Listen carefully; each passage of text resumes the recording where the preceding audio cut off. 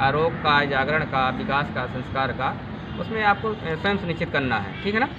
जब सुनिश्चित करेंगे उसका समय अवधि वही होती है जो आरती का समय आपका होता है। 10 दिन में जो सिखाई जाती है आरती होती है ना संध्या टाइम में, 6 बजे कहीं 6:30 बजे, जो भी समय अवधि ये मौसम ये अपना जो होता है चक्र, बरसात का, गर्मी का, इसके अनुसार चेंज होता रहता है ना। तो अब ठंडी है तो जल्दी दिन डूबता है या लेट डूबता है, जैसा भी ऐसा कुछ चक्र होता है, तो उसके अनुसार हम समय चेंज कर सकते हैं।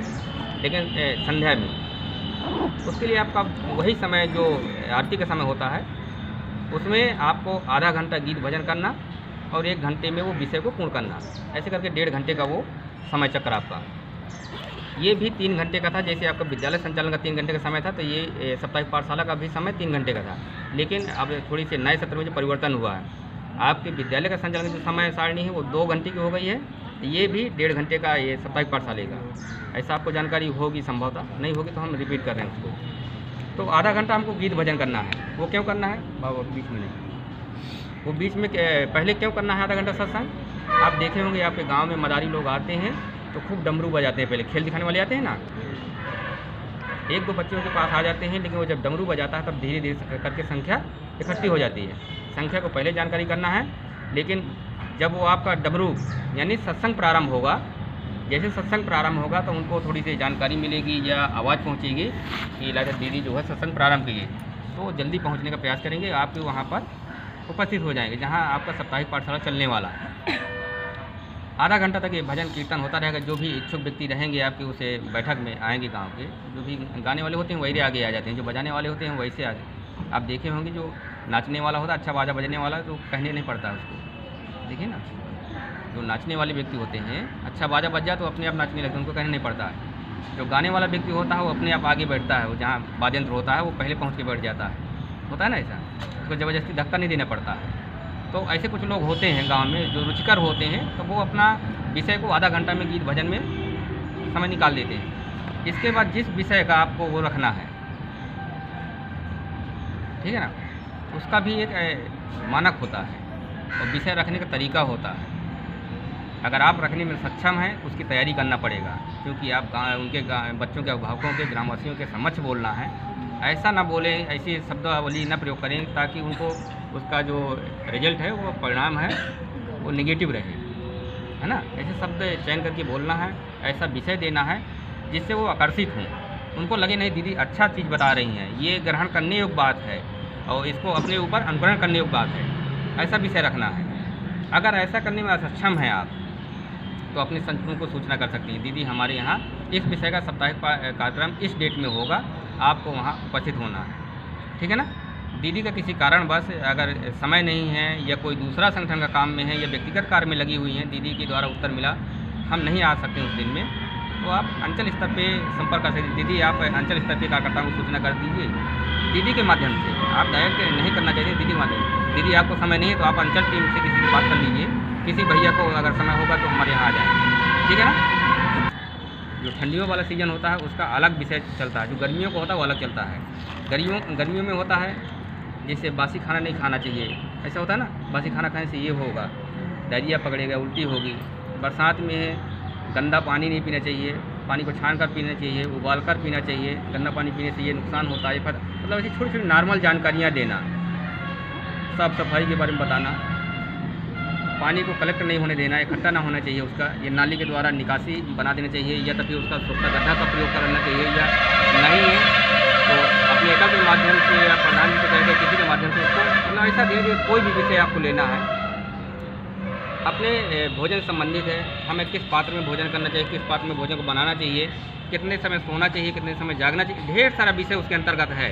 जितना आप रख पाएँ, जितना बता पाएँ, लेकिन मौसम के आधार पर। ठीक है ना।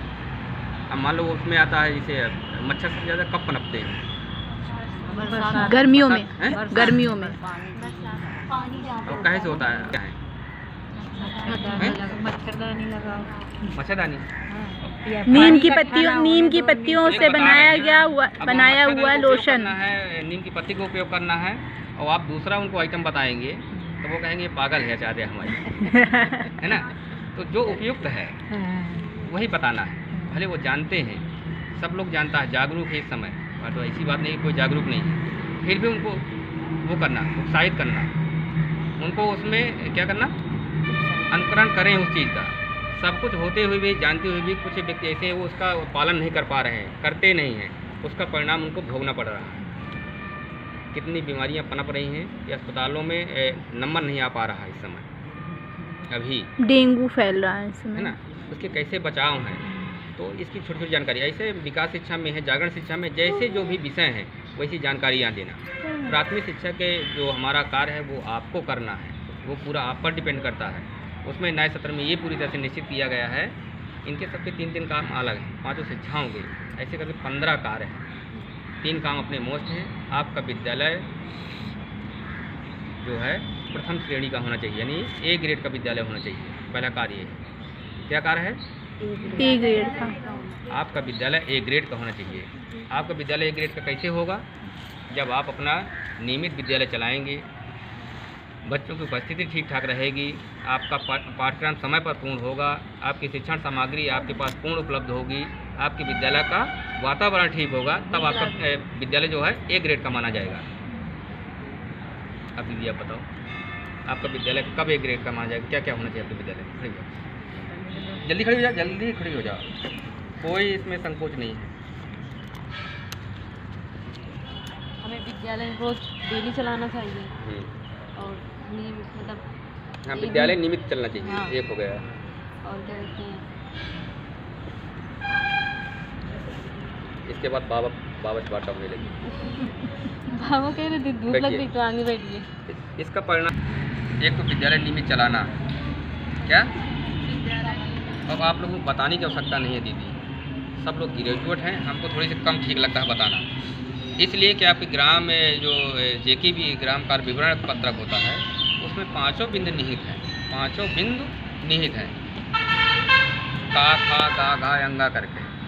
आपने अगर ध्यान करके पढ़ा होगा उसको, 5 बिंदु निहित है। आपका विद्यालय नियमित चलना चाहिए, आपका बच्चों की उपस्थिति 100% होना चाहिए, आपका पाठ्यक्रम पूर्ण होना चाहिए, आपके विद्यालय का वातावरण स्वच्छ होना चाहिए। ऐसे करके बिंदु है ना वो 4-5। अगर ऐसा आपके विद्यालय में है, ये 5 बिंदु हैं, तो आपका विद्यालय क्या है? ए ग्रेड का। पहला कार्य हमारा है कि हमारा विद्यालय ए श्रेणी का होना चाहिए। ए श्रेणी का कब होगा? जब आप नियमित विद्यालय चलाएंगी। आपके जब नियमित विद्यालय चलाएंगी तो बच्चों की उपस्थिति ऑटोमेटिक बढ़ेगी, ठीक रहेगी, है ना। जब नियमित चलाएंगे तब, अब बच्चे जब आएंगे तो उनका पाठ्यक्रम भी पूर्ण होगा। जब और जहाँ चलेगा, जब बच्चे आएंगे तो वहाँ का वातावरण भी साफ करेंगे आप, साफ रहेगा ना, तो सब चीज़ें ऑटोमेटिक होंगी। तो जब ऑटोमेटिक ये 5 चीज़ें हो जाएंगी तो आपका विद्यालय ए श्रेणी का माना जाएगा। पहला कार्य आपका ये है कि हमारा विद्यालय ए श्रेणी का हो, इसके लिए आपको ये 4-5 चीज़ें करना है। पहला कार्य ही, पहला बिंदु ही आपका मोस्ट है। अगर नियमित विद्यालय चलाना प्रारंभ कर देंगे तो 4 जो बिंदु आगे पीछे वाले हैं वो ऑटोमेटिक ठीक हो जाएंगे, ठीक है ना। दूसरा क्या है कार्य? राष्ट्रीय गीत या राष्ट्रीय भजन कंठस्थ कराना। ये 3 प्राथमिक शिक्षा के आपके मस्ट कार्य हैं, जो तीनों काम आपके जिम्मेदारी में है, आपको ही करना है, ठीक है ना।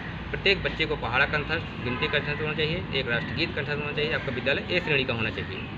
ऐसे आपके आरोग्य के भी 3 कार्य हैं, ऐसे विकास शिक्षा के 3 कार्य हैं, ऐसे जागरण के 3 कार्य हैं, ऐसे संस्कार के 3 कार्य हैं। ऐसे करके 5 शिक्षाओं के 15 कार्य हैं, ठीक है ना। तो इनको अगर नहीं होगा तो इन लोगों की डायरी में होगा भैया लोगों की, आपको नोट करवा देंगे 5 कार्य, तीनों कार्य सबकी। करना क्या क्या है आपको, ये पूरी तरह से अभी ये रिपोर्ट बीच में मांगी जाती है ना आपसे, उन्हीं कार्यों के अनुसार मांगी जाती है।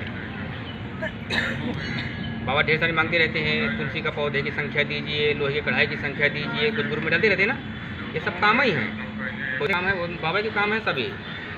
वो एक रिपोर्ट मांगते रहते हैं ना, ग्रुप में लिखते रहते हैं, वही कामों में से है क्या क्या हुआ आपके उस कार्य में से, ठीक है ना। आपके गाँव में उसके कुछ बीमा है हुई है, प्रधानमंत्री सुरक्षा